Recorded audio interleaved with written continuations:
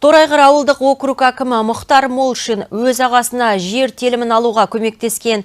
Ол комиссия құрамында болып туысқанына дауыс берген. Нәтижесінде жеңіліп қалған қатысушы шағым түсіріп, іс бүгін тәртіптік кеңесте қаралды.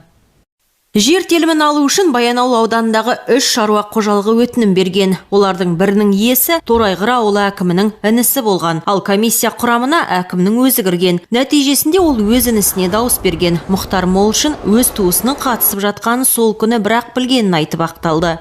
Смотрел на объективность.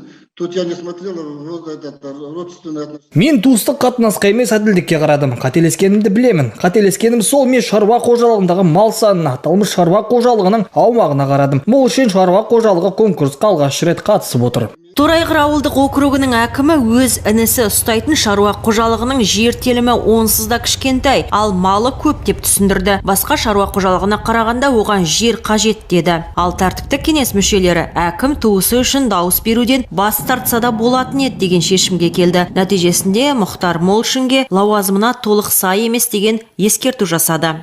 Бибінұр Хамитқызы, Серік Қонақбаев, Ирбис телекомпаниясы.